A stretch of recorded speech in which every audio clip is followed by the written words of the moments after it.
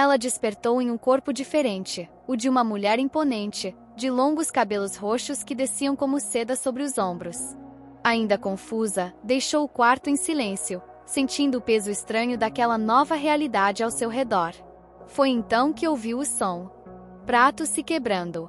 O tilintar agudo de uma taça de champanhe se espalhando pelo chão de mármore. Uma empregada tremia diante dela, pálida, incapaz de esconder o desespero nos olhos. Com a voz falhando, a jovem sussurrou que havia cometido um pecado pior do que a própria morte. Logo em seguida caiu em súplicas, implorando por compaixão a princesa.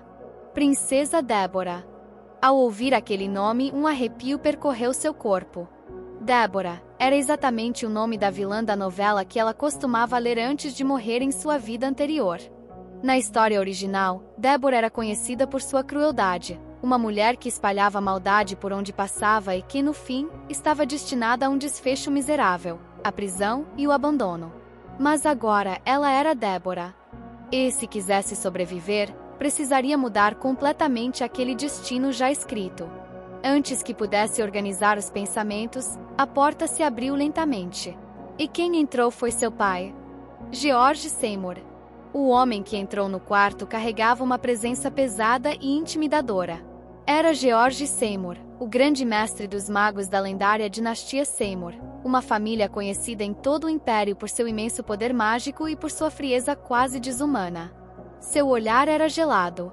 E desde a morte de sua esposa, que havia falecido ao dar à luz à princesa, aquele homem se tornará ainda mais distante, como se qualquer emoção tivesse sido enterrada junto dela. Ele observou Débora por alguns segundos antes de falar, com a voz baixa e cortante. Então uma greve de fome não foi suficiente para você? É por isso que está torturando a si mesma. As palavras atravessaram o silêncio como lâminas. Então ele continuou, sem demonstrar o menor traço de compaixão. Você é a vergonha da família Seymour e eu odeio você. Débora permaneceu imóvel. George desviou o olhar por um instante, como se nem mesmo quisesse encará-la diretamente. Eu não consigo entender o que há de tão especial naquela joia que você deseja tanto. Naquele momento, as memórias da novela vieram à mente dela como um eco distante. O único diamante rosa do Império. Era aquele objeto que a verdadeira Débora obsessivamente desejava na história original. Agora tudo fazia sentido. A antiga Débora havia iniciado uma greve de fome apenas para conseguir aquela joia rara. O pai então deu seu último aviso em um tom frio e definitivo. Fique longe de problemas. Esqueça essa joia. Este é o meu último aviso. E sem esperar resposta, ele apenas fechou a porta. Mas, diferente da verdadeira Débora da história original, ela tomou outra decisão. Ao olhar para a empregada tremendo diante dos cacos de vidro e dos pratos quebrados, decidiu simplesmente perdoá-la. Para alguém acostumada à fama monstruosa da princesa Débora, aquele simples gesto parecia impossível. E aquilo fez Débora perceber algo curioso. Mesmo sendo odiada por praticamente todos ao seu redor, ela vivia cercada de luxo. Uma mesa enorme estava preparada apenas para ela. Frango dourado e suculento, pães recém-assados, doces delicados dos mais variados tipos, tudo parecia saído de um sonho distante. Na sua vida anterior, aquilo seria inimaginável. Ela se lembrava do pequeno quarto que dividia com a irmã, das noites mal dormidas, do barulho constante do secador de cabelo ecoando pela madrugada enquanto tentava descansar depois de um dia cansativo. Sua antiga vida era apertada, barulhenta e cheia de dificuldades. Mas agora, ela tinha riqueza, poder e conforto suficientes para nunca mais se preocupar com nada disso. Enquanto pensava, seus olhos acabaram presos ao próprio reflexo no espelho. A mulher diante dela parecia forte, elegante, intimidante. Os longos cabelos roxos, os olhos frios e a expressão naturalmente dominante davam a ela uma presença impossível de ignorar. E então percebeu algo ainda mais útil. Com aquele rosto, pessoas de caráter duvidoso provavelmente pensariam duas vezes antes de se aproximar dela. Um pequeno sorriso surgiu em seus lábios. Mas sua contemplação foi interrompida quando uma criada informou cautelosamente que seu tutor já aguardava na sala. Tutor? Imediatamente, várias possibilidades absurdas começaram a surgir em sua mente. Talvez a antiga Deborah fosse tão problemática que nunca fazia as próprias tarefas. Talvez tivesse irritado tanto o tutor que o pobre homem acabou pendurado de cabeça para baixo em uma janela depois de reclamar com ela. No entanto, quando chegou à sala, ela viu alguém inesperado. Belleck Seymour. Seu irmão. Na família Seymour, os sucessores sempre nasciam como gêmeos a cada geração. E desde o nascimento, os dois eram criados para competir entre si pelo posto de futuro líder da poderosa dinastia dos magos. Belleck Seymour cruzou os braços assim que ela entrou na sala. Seu olhar era tão frio quanto o do pai. Consigo ouvir a sua estupidez de longe. O comentário veio seco, carregado daquela rivalidade silenciosa que parecia existir entre os dois desde sempre. Deborah apenas piscou devagar, tentando não reagir. No fundo, pensou consigo mesma. Se eu fosse a verdadeira Deborah, provavelmente teria enlouquecido convivendo com um irmão tão frio. Mas Belleck não parecia interessado em continuar a provocação. Logo apresentou o homem que seria responsável por seus estudos. O tutor começou a explicar calmamente a estrutura do Império Asteia. Existiam 4 grandes famílias cuja influência só perdia para a própria família imperial. O tutor explicou que há 500 anos, o 11º imperador havia concedido ao Seymour o direito de administrar a Torre dos Magos. George Seymour, o pai de Deborah, não era apenas um duque. Ele também era o mestre da Torre dos Magos. Naquele instante, Deborah finalmente compreendeu algo importante. Ela havia reencarnado em uma família absurdamente prestigiada. Então, como alguém com tanto poder e riqueza conseguiu terminar exilada em um monastério? A resposta surgiu rapidamente em suas memórias. A verdadeira Deborah havia cometido atrocidades demais. Ela perdia o controle facilmente, humilhava professores, se gabava constantemente da posição social da família, e, ironicamente, apesar de pertencer à maior linhagem de magos do Império, ela mesma não possuía qualquer talento mágico. Mas o pior ainda estava por vir. Deborah começou a se lembrar da verdadeira razão por trás de seu exílio. Tudo girava em torno da protagonista da história original. Mia Binócio. A jovem considerada a reencarnação da Santa Naila. Na história original, Deborah havia importunado Mia inúmeras vezes. Agarrou seus braços, deu tapas em seu rosto, colocou ácido clorídrico em sua bebida, e até usou magia proibida em uma boneca amaldiçoada para atingir um dos pretendentes da garota. Foi exatamente essa boneca que acabou sendo usada como prova para acusá-la de blasfêmia. E aquilo era um crime gravíssimo. Porque atacar Mia significava atacar alguém vista como santa pelo Império inteiro. Deborah deveria ter sido condenada à morte. Ela só escapou porque era filha de um dos ducados fundadores de Asteia. Era aquele destino que ela precisava evitar. Então chegou à conclusão mais importante de todas. Se quisesse continuar vivendo cercada de conforto e luxo, precisava deixar Mia completamente em paz. Naquele ponto da história, as duas ainda nem haviam se conhecido. E talvez aquela fosse sua única chance de mudar tudo. Mas existia outro problema. O diamante rosa. Tudo começou depois de uma batalha contra uma besta mágica. Um dos pretendentes de Mia, Pilaf Montes, ficou gravemente ferido. Foi Mia quem salvou sua vida usando magia de cura. Depois disso, tomado pela gratidão, Pilaf perguntou como poderia recompensá-la. Enquanto buscava um presente digno da santa, ouviu rumores sobre algo extraordinário. O primeiro diamante colorido do Império Asteia seria leiloado em breve. Um raro diamante rosa, da mesma cor dos cabelos de Mia. Na história original, Deborah tentou comprar o diamante, mas perdeu o leilão.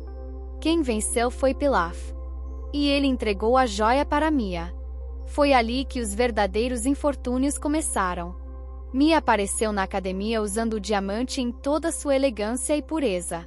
E, tomada pela obsessão, a antiga Deborah arrancou a joia do pescoço da garota à força. Foi aquele escândalo que levou definitivamente ao seu exílio.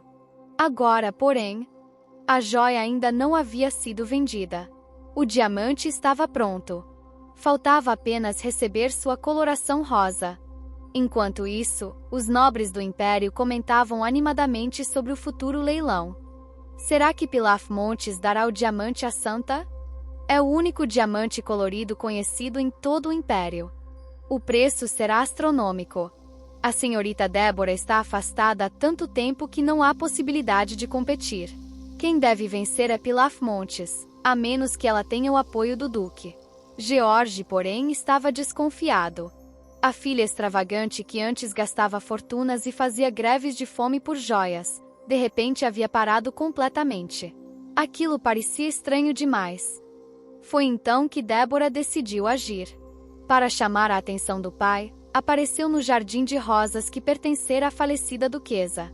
Em pleno inverno, ela cavava a terra silenciosamente com uma pá. Quando George a encontrou, imediatamente perguntou: "O que você está fazendo aqui?" Débora ergueu os olhos calmamente.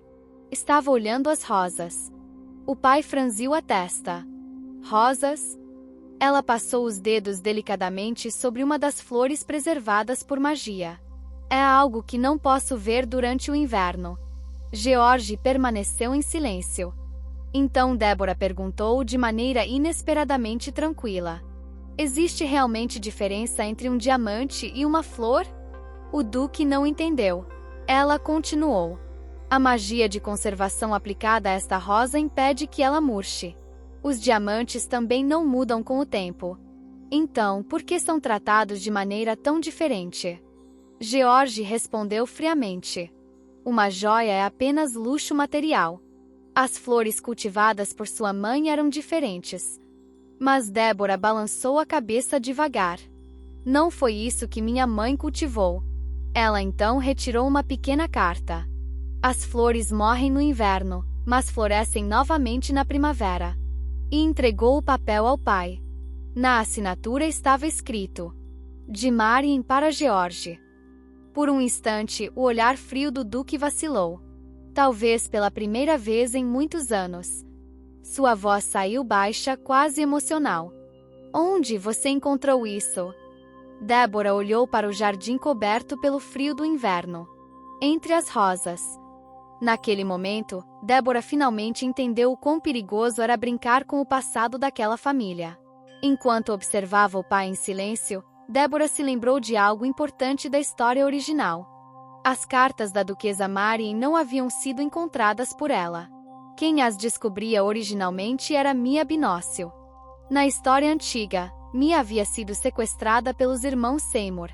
Rosade a levou até o jardim de rosas e tentou persuadi-la: "Se ficar ao nosso lado, todas as joias e este jardim serão seus." Foi naquele jardim que Mia encontrou um pequeno baú escondido entre as rosas. Dentro dele, dezenas de cartas escritas por Marian para George. Mia usou aquelas cartas como moeda de troca para escapar dos irmãos de Débora. Mas agora tudo havia mudado. Porque Débora encontrou as cartas primeiro. E mais do que isso, ela também encontrou um diário. O detalhe mais estranho era justamente esse. Na história original, Mia jamais mencionou o diário. Ela nunca o leu. Então, o que exatamente estava escondido ali? Enquanto isso, George Seymour permanecia sozinho em seu escritório. O olhar perdido. Os pensamentos presos no passado. O jardim de inverno era tão bonito naquela época. As flores morriam no frio, mas sempre voltavam na primavera. Se eu não tivesse lançado aquele feitiço de preservação, talvez tivesse encontrado as cartas há muito tempo. Batidas suaves interromperam seus pensamentos. Quando autorizou a entrada, ficou surpreso ao ver Débora acompanhada por um criado carregando uma bandeja. "O que está fazendo aqui?" Débora colocou delicadamente uma torta sobre a mesa. Graças ao diário da mãe, ela havia descoberto algo inesperado. George Seymour gostava de torta de limão. Mais especificamente, de doces pouco açucarados. Mesmo assim, o duque respondeu imediatamente: "Odeio doces à noite. Eles me incomodam." Então seus olhos estreitaram levemente. "Você deve ter algum motivo para aparecer aqui no meio da noite." Ele a encarou diretamente.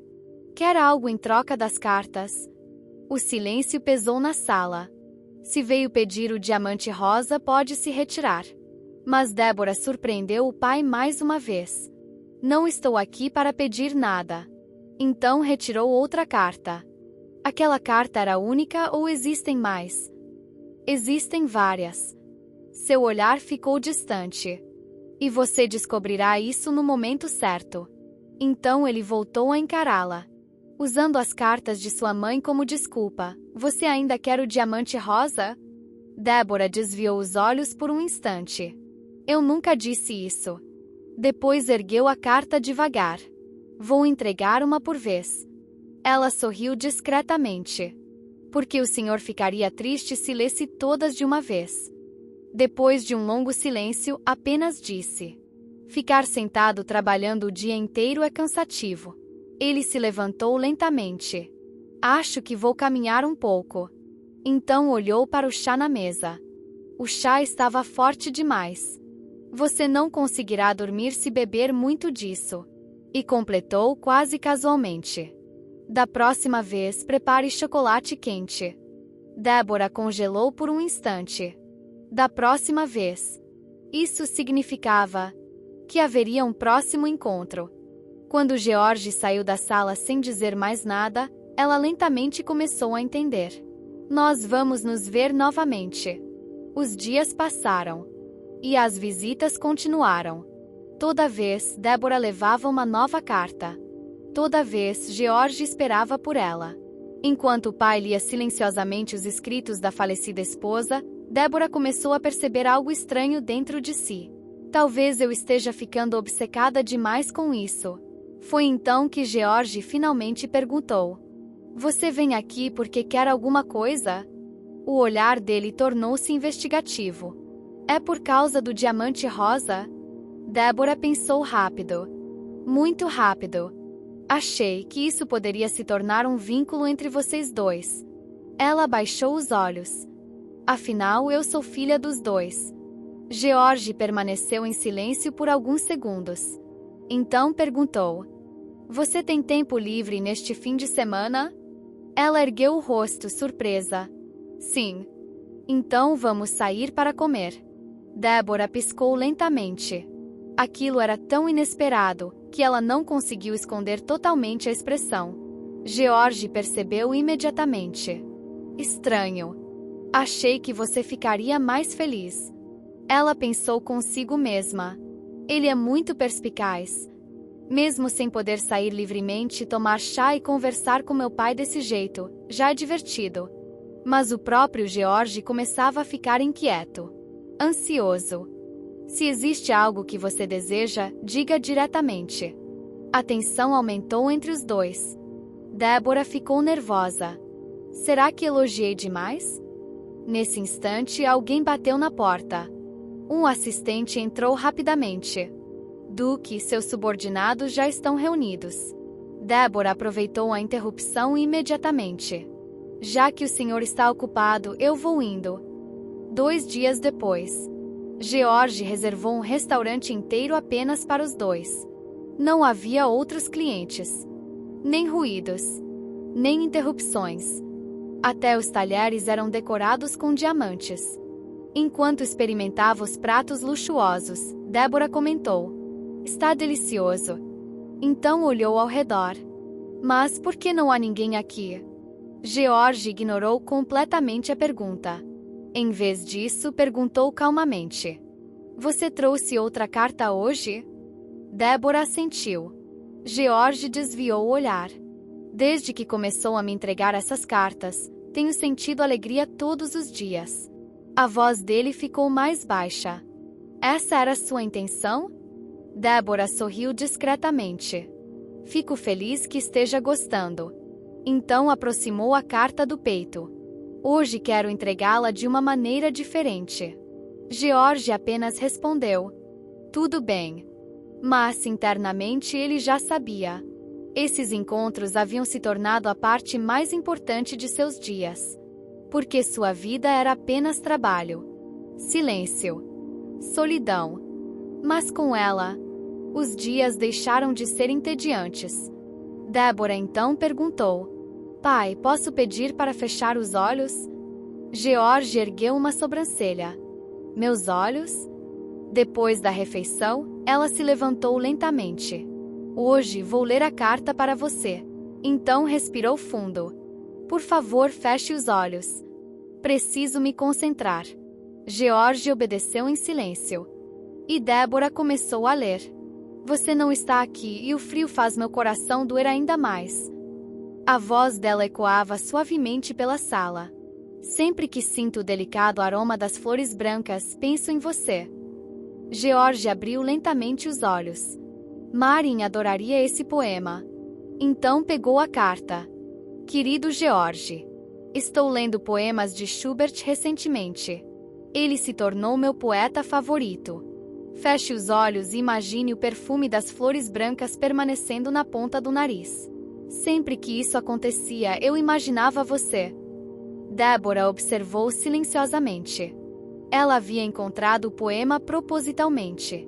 Tudo para tocar o coração do pai. O que achou da carta de hoje? George respondeu quase imediatamente. Gostei muito. Enquanto isso, Belleck Seymour observava tudo de longe. E começava a odiá-la cada vez mais. Todos os dias, Deborah passava horas tomando chá e conversando com o pai.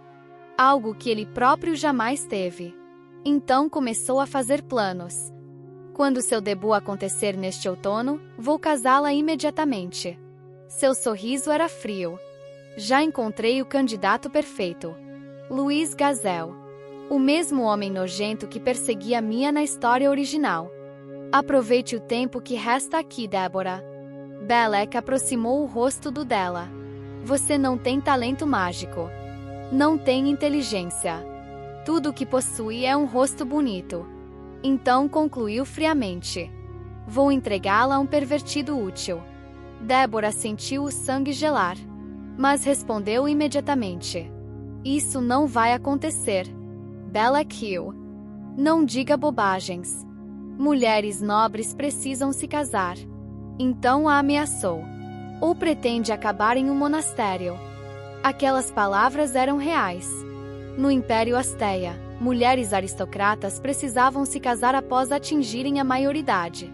Se fosse sem casamento, sem título, sem posição nobre. O destino final era o monastério. Fim de jogo. Desesperada, Deborah procurou sua criada. O que acontece quando alguém recusa um casamento arranjado? A criada hesitou antes de responder. Existem exceções. Ela contou sobre um nobre que conquistou um título militar após participar da guerra. Foi então que Deborah finalmente entendeu. Se quisesse viver livre, precisaria ter conquistas militares. Ou dinheiro. Muito dinheiro. Para comprar um título próprio. Mas, ao abrir os cofres da família, percebeu algo terrível. Não era suficiente. Nem para comprar o título de barão, o mais baixo da nobreza. O desespero começou a crescer. Talvez eu consiga adiar o casamento por alguns anos. Economizar. Comprar um título depois. Mas como vou ganhar dinheiro até lá? Toque. Toque. Batidas na porta interromperam seus pensamentos. Era George Seymour. Deborah, precisamos conversar. Os dois seguiram até uma sala reservada do castelo. Luxuosa. Silenciosa. George sentou-se diante dela e falou calmamente. Não vim receber uma carta hoje. Então a encarou diretamente. Se existe algo que deseja, diga. Deborah baixou os olhos. George continuou. Eu disse que lhe daria qualquer coisa. A voz dele suavizou. Você manteve vivo o vínculo entre Marin e eu. Então completou. Não estou testando você. Portanto, peça qualquer coisa. Deborah ficou em silêncio por alguns segundos. Então finalmente respondeu. O senhor gostaria de investir no meu negócio? George piscou lentamente. Negócio? Sim. Ela sorriu. Tenho uma boa ideia. Quanto precisa? Deborah mencionou o valor. E George respondeu sem hesitar. Entendi. Vou enviar as moedas de ouro amanhã. Ela ficou surpresa. mas o pai parecia sinceramente feliz em ajudá-la. No dia seguinte, uma pequena caixa chegou ao quarto de Deborah. Quando abriu, seu coração quase parou. O diamante rosa. George Seymour havia comprado a joia para ela. Deborah encarou o brilho rosado em silêncio absoluto. Na história original, quem comprava aquele diamante era Pilaf. Mas agora, tudo havia mudado. Junto da joia havia uma carta curta. Continuar lhe dando apenas moedas em troca das preciosas cartas de Marian começou a me incomodar. Deborah apertou o diamante entre os dedos lentamente. Agora, ela poderia usar aquela joia para fazer dinheiro. Talvez até mudar completamente seu destino. Foi então que percebeu outro envelope sobre a mesa, selado com o desenho dourado de um gato. O selo do leiloeiro. Naquele mesmo momento, em outro lugar do império, o homem recebia a notícia. O diamante rosa havia sido vendido pelo maior preço da história. E o comprador era Deborah Seymour. O leiloeiro estreitou os olhos lentamente. Então eu estava errado. Sua expressão ficou séria. Subestimei Deborah Seymour. Ele pediu imediatamente que investigassem a jovem duquesa. Mas antes que pudesse continuar pensando, a porta de sua sala se abriu. E quem entrou silenciosamente? Foi a própria Deborah. O ar na sala mudou no instante em que Deborah entrou. O leiloeiro levantou o olhar, e pela primeira vez desde que havia assumido aquele cargo, sua expressão de controle absoluto se quebrou. Por que Deborah Seymour está aqui? O nome saiu baixo, quase como um reflexo involuntário. Ele não deveria sentir surpresa. E ainda assim sentiu. Naquele momento, algo dentro de Deborah também se rompeu por dentro, não de medo, mas de reconhecimento. Esse homem era importante. Não apenas um intermediário de leilões, mas uma peça-chave. Uma daquelas peças que, na história original, nunca apareciam no centro das cenas, mas que moviam todas as engrenagens sem ninguém perceber. E então as memórias vieram. A história original. O exílio. O monastério. O fim de Deborah Seymour. Tudo isso tinha começado aqui. Esse homem era conhecido sob outro nome em certos círculos secretos do Império. Um dos 7 caninos do Dragão Dourado. O leiloeiro de Blanche. O homem cujas mãos tocavam contratos que nunca eram apenas contratos. A carta. O selo. O pequeno desenho do gato de cauda erguida. Deborah estreitou os olhos levemente. Um gato. Não era um simples selo. Era um código. O carimbo de Blanche mudava conforme o humor de seu dono. E aquele gato de cauda erguida significava algo específico. Satisfação comercial. Ela soltou um pequeno suspiro. Então é isso, ele estava satisfeito com o acordo. Na história original, porém, não era ela quem estava ali. Era Pilaf, o pretendente de Mia. Naquele cenário antigo, Pilaf negociava com Blanche para destruir Deborah. Deborah Seymour continua assediando Mia, dizia Pilaf na lembrança distorcida da história. Quero eliminá-la. E o leiloeiro sorriu. Não um sorriso comum. Um sorriso de quem via uma peça se encaixar exatamente onde queria. Posso te oferecer um método. E assim nasceu a armadilha. A boneca amaldiçoada. E a acusação de blasfêmia. Foi assim que Deborah caiu. Foi assim que o monastério aconteceu. Mas agora, ela estava diante dele. Viva. E fora da história original. O leiloeiro inclinou levemente a cabeça. Como você entrou aqui? A pergunta era simples, mas carregava outra por trás. Você não deveria estar aqui agora. E naquele instante, algo estranho aconteceu. O gato, o verdadeiro símbolo dele. Um pequeno felino que vivia dentro da sala saltou da mesa e caminhou direto até Deborah. Encostou nela e começou a ronronar. Satisfeito, o leiloeiro franziu o senho. Cookie?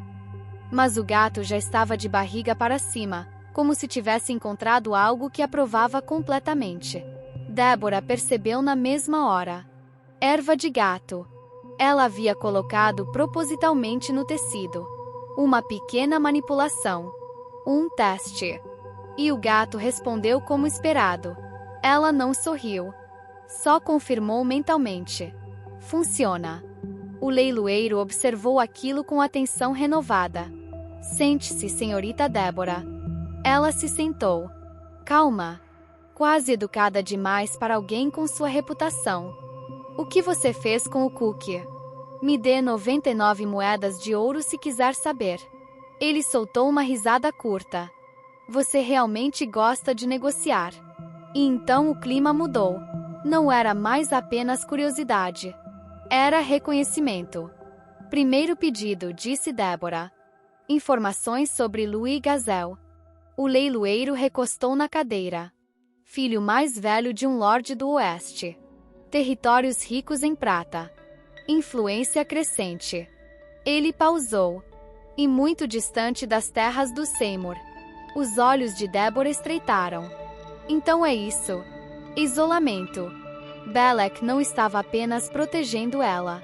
Ele estava afastando estrategicamente de qualquer ponto de fuga político. O leiloeiro observou sua expressão. Quer saber a fraqueza dele? Ela jogou um saco de joias sobre a mesa. O impacto ecoou. Prove o valor da informação. Um sorriso leve surgiu nos lábios dele. Interessante. Muito bem. A conversa continuou como um jogo. Dinheiro. Terras. Títulos. É possível comprar um título nobre? Ela perguntou. Naturalmente. O silêncio seguinte foi quase confortável. Até que ele ofereceu. Uma troca 50 por 50 pelo diamante rosa. Absurdo. 10% então. Ela hesitou. Ele observou. Ela entendeu tarde demais. Ele não estava apenas negociando. Estava testando limites. 70 e 30 ela tentou. Você não vai me dizer o motivo do seu gato gostar de você? Silêncio. Ela devolveu. 50 e 50. Ele sorriu. Aceitável. Mas havia algo mais. Sempre havia. No fim, ele entregou uma bolsa mágica.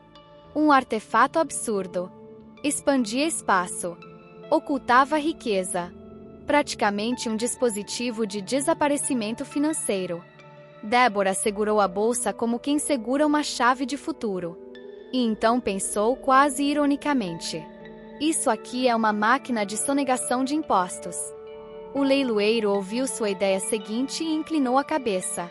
Isso exigiria magia de 9ª classe para atravessar o oceano. Então é impossível, ele concluiu. Mas não parecia rejeitar a ideia. Parecia fascinado. Ela então percebeu algo importante. Ele não era apenas um informante. Ele era alguém que respondia ao caos com curiosidade. E isso era perigoso. E útil. Quando o contrato foi selado, o símbolo final apareceu. Não o gato, mas um cisne. Débora percebeu imediatamente. Não satisfeito.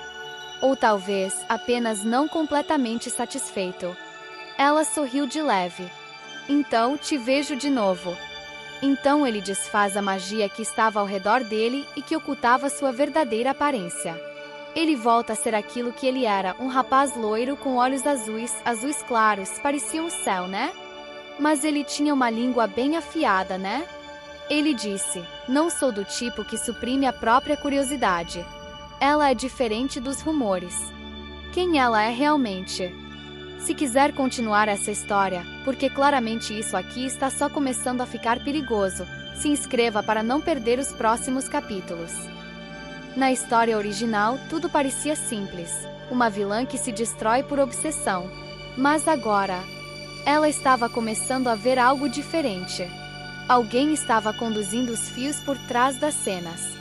E o leiloeiro de Blanche não era apenas um observador. Era uma engrenagem. Talvez até o primeiro movimento de algo maior.